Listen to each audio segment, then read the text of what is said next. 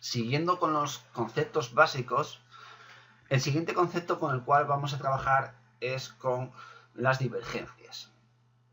Una divergencia no es ni más ni menos que un comportamiento opuesto que va a tener el precio con respecto a un indicador. No solamente vamos a poder trabajar con gráficos de precios, sino que también vamos a poder trabajar con gráficos de indicadores.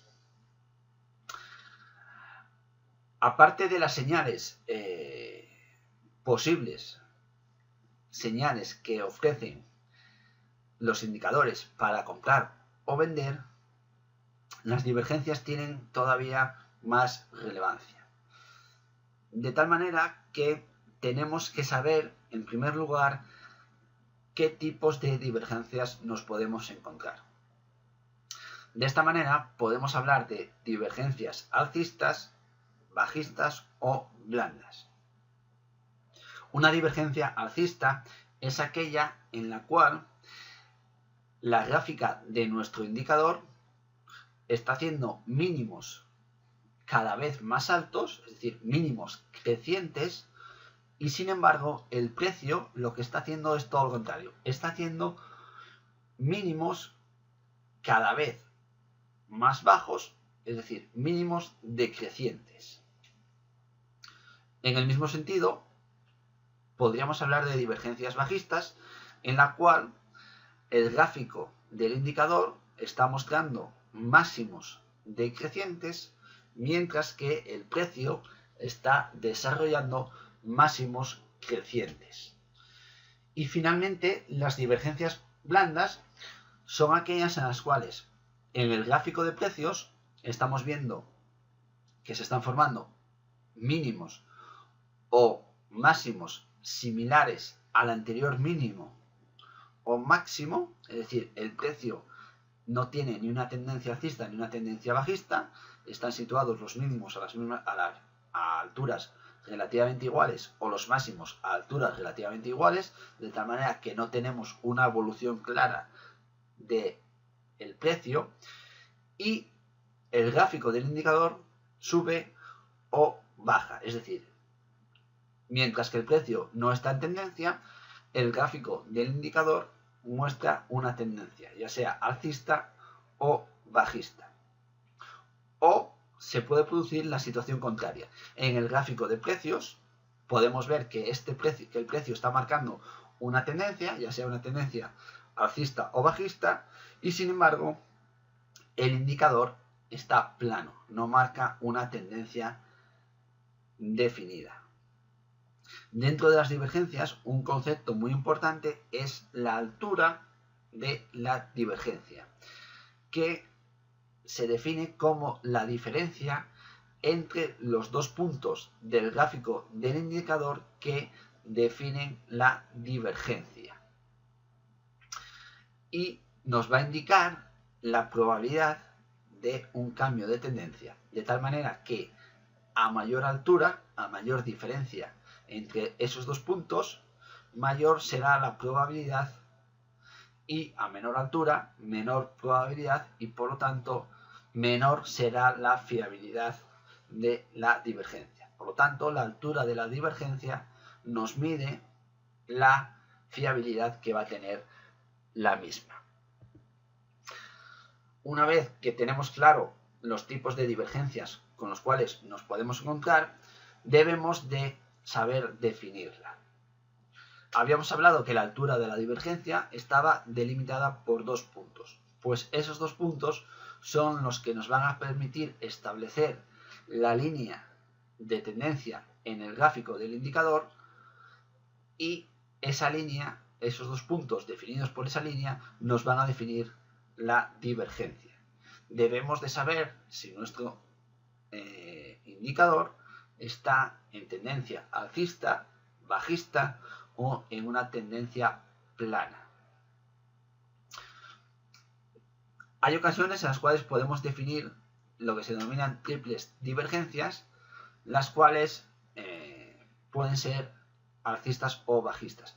Serán alcistas cuando nos encontramos con tres mínimos consecutivos en los precios más bajos, es decir, estamos hablando de mínimos decrecientes, y sin embargo en el indicador son más altos, son crecientes, y bajistas cuando nos encontramos en el gráfico de precios 3 máximos consecutivos más altos y sin embargo en el indicador esos máximos son más bajos. El criterio es exactamente igual que en el caso de tener solamente 2 puntos. Como siempre, lo mejor es intentar verlo con un gráfico, y en pantalla tenemos un ejemplo de divergencia alcista. En la parte superior del gráfico está representado la evolución del precio en el tiempo, mientras que en la parte inferior tenemos dibujado un indicador. En este caso es el MAC. Si nos fijamos bien, podemos ver cómo en el gráfico de precios podemos trazar una línea de tendencia bajista que está formada por mínimos cada vez más bajos. Si proyectamos esa zona de trabajo en el gráfico de nuestro indicador, podemos ver que el indicador lo que está haciendo es marcar mínimos cada vez más altos. Por lo tanto, nos estamos encontrando con dos líneas que tienen inclinaciones opuestas. En el gráfico de precios esa línea tiene una pendiente negativa hacia abajo y sin embargo en el indicador esa línea de pendiente es positiva, es hacia arriba. Estamos ante una divergencia del tipo alcista.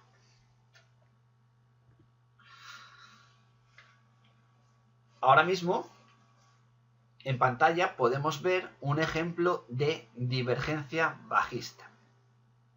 Si nos fijamos en la parte superior del gráfico, el precio está evolucionando y en esa zona que tenemos representada en pantalla podemos ver una línea alcista. La pendiente de esa línea es positiva y sin embargo esos máximos cada vez más altos en el precio, en la parte de abajo del gráfico, en el gráfico del indicador, son máximos que cada vez están siendo más bajos. Vemos como en el gráfico del oscilador la línea de tendencia es hacia abajo, una pendiente ligeramente pronunciada hacia abajo, pero que tenemos que tener en cuenta que en el gráfico de precios tenemos una línea hacia arriba y en el oscilador una línea hacia abajo. Por lo tanto, estamos ante una situación de una divergencia de tipo bajista. Y finalmente vamos a ver el caso de una divergencia blanda. Divergencia blanda que se ha producido dentro del gráfico en dos situaciones distintas. Si nos fijamos bien, en la parte izquierda del gráfico vemos cómo el precio está marcando una sucesión de máximos y mínimos que están los máximos a la misma altura, prácticamente igual, y los mínimos a una altura prácticamente similar. Estamos en una zona de lateralización del precio. El precio se mueve entre una consecución de máximos y mínimos, pero que no tiene una tendencia claramente definida. Si nos fijamos bien, esos máximos en la parte de abajo, dentro del gráfico del oscilador, marcan una línea de tendencia claramente bajista. Marcan una línea hacia abajo y por lo tanto estamos ante una divergencia blanda. Si nos fijamos ahora mismo en la parte derecha, el precio vuelve otra vez a lateralizar, marca máximos que están situados prácticamente a la misma altura y mínimos situados a la misma altura. Estamos en una zona en la cual el precio no se decanta si moverse en una tendencia alcista o bajista y sin embargo el gráfico de el oscilador marca máximos cada vez más altos. Nos permite definir una línea con pendiente positiva y por lo tanto tenemos indicador en tendencia y precio sin tendencia. Eso se considera una divergencia del tipo blando. En la clase anterior habíamos hablado de la importancia de los huecos o gaps. Habíamos dicho también que los huecos eran un vacío o una ventana dentro de la cotización de los precios, un rango en el cual no se cruzan operaciones de compra-venta. Por lo tanto, representan un fuerte desequilibrio que se va a producir entre la oferta y la demanda. De tal manera que debemos de tener muy en cuenta la posibilidad de que se formen huecos o gaps. Lo primero que tenemos que saber es la diferente tipología de huecos que existen. De esta manera podemos hablar de huecos normales o también denominados mentirosos, de escape o de chispa, de continuación o velocidad y de agotamiento o también denominados de sprint final. Los primeros, huecos normales o mentirosos, son huecos que, como su nombre indica, tienen un cierto grado de engaño. Engaño porque se cierran al poco tiempo de que aparezcan y no suelen tener mucha importancia sobre la tendencia que existía en el precio justo antes de producirse el hueco. De hecho, son los huecos menos importantes, pero a su vez son los más habituales. Suele ocurrir que al hueco, a la aparición de ese hueco o ese gap, no le acompañe un pico en el volumen, lo cual significa que los inversores no tienen mucho interés en ese hueco. Generalmente cuando se produce un hueco suele producirse una explosión en el volumen, es decir, en el número de operaciones que se están gestionando, de tal manera que está muy asociado al gráfico de volumen. Un incremento del volumen va asociado a la aparición de huecos o gaps y eso lo tendremos en cuenta a la hora de intentar hacer trading y como veremos en lecciones posteriores. El siguiente hueco es de escape o chispa. Este hueco lo que hace es representar el inicio de una nueva tendencia, generalmente después de una situación de tendencia lateral, pasando a una tendencia bajista o alcista en función de la dirección en la cual se haya producido el hueco. En un momento determinado el precio está sin una tendencia clara y se produce una chispa. Esa chispa quiere decir que se genera una nueva tendencia. De ahí que se denomine hueco de escape o de chispa. El hueco escapa de esa lateralización para iniciar una tendencia.